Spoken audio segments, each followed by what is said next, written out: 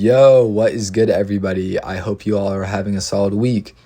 So last night I was watching a YouTube video and I was scrolling through the comments when I read one that caused me to stop and think about things, and I'll put it up on screen so you guys can see it too.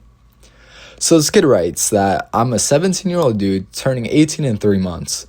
I feel like I've lived my teenage years doing nothing, not hanging out with friends as much as I should have, not going to school dances, just playing Xbox every day after school and not living life. I'm a senior in high school and I haven't done any sports or activities, just going home and doing nothing. I only have a couple months left until I'm released into the real world, and looking back on it, I realize that I've wasted these years. Lately, I've been going a little insane knowing I could have done something, but I'm putting the time-wasting crap down and starting to live.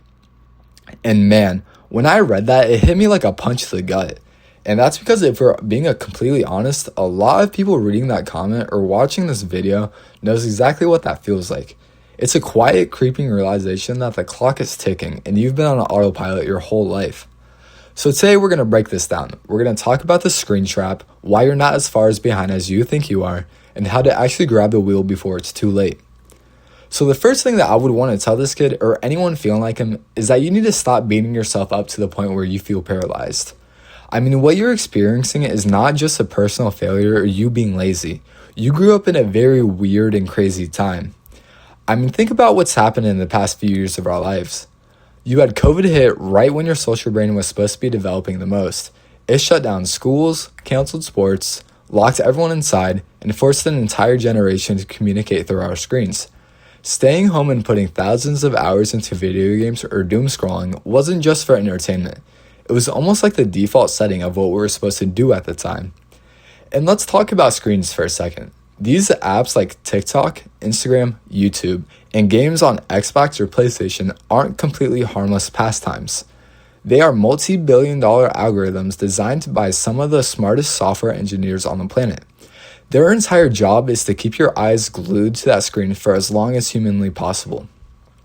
Every time you get a kill in a game, get a notification, or swipe on a video that makes you chuckle, your brain releases some dopamine. Do that every day after school from ages 14 to 17 and no shit that your brain is fried. Sitting down to do anything that takes real effort, like trying out for a sport or striking up a conversation with someone new, feels so overwhelming because you aren't getting that quick instant reward.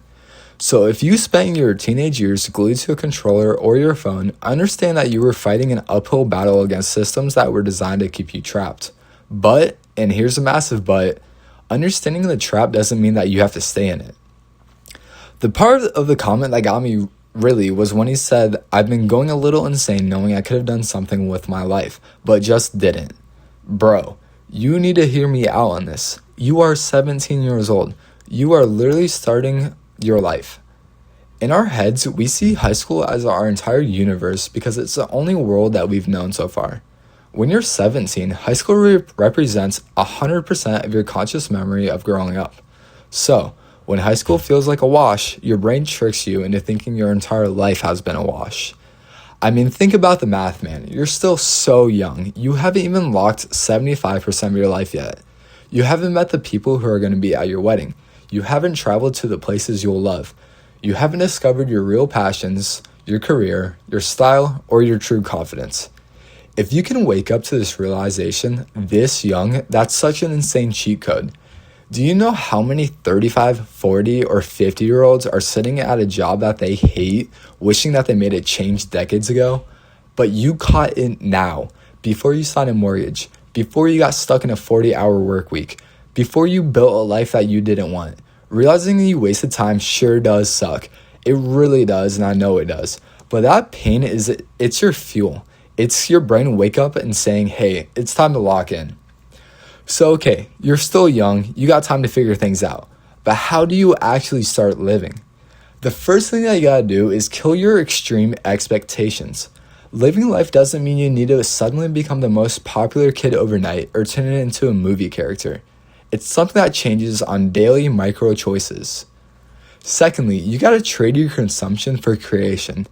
When you get home from school or work, instead of hitting the power button on your console or scrolling for 2 hours, you can use that time to do literally anything else. You can go for a walk, hit the gym, or do push-ups in your room. You can pick up a guitar, learn how to make and edit videos, Read a book. Cook your own dinner. It can literally be anything, you guys. Give your brain a chance to exist without a screen feeding it a cheap simulation. Third, become the person who reaches out. One reason why people feel isolated is because everybody is waiting for someone else to invite them to stuff. Everyone is insecure, man. Everyone is sitting in the room wondering why no one has texted them. So be that guy that sends the text. It can be like, hey, I'm grabbing food. Do you want to come? Hey, I'm going to the gym. You should pull up. Half the time, people are just waiting in the room for an excuse to leave the house. And lastly, you gotta embrace your awkwardness. The reason you didn't do all these things in school, like going to the dance or playing sports, isn't usually because you didn't want to. It's because you were afraid of feeling awkward or failing. But guess what? Being bad at something is the price of admission for getting good at it. So go to that event, talk to that girl, join a club. If it turns out awkward, who cares? You're going to be graduating in a few months anyways. So if you're a senior in high school right now, treat this time like a victory lap. Don't spend it drowning in regret over the past 3 years. What's done is done. It's final. You can't rewrite your previous time, but you can control your tomorrow morning. So go do the things that you want to do. Talk to the people that you've never spoken to.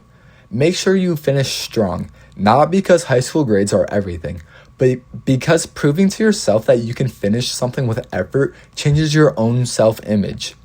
You want to enter that next chapter of your life feeling like the driver, not just a passenger. So the kid that left that comment, I'm really proud of you, man. I mean, truly.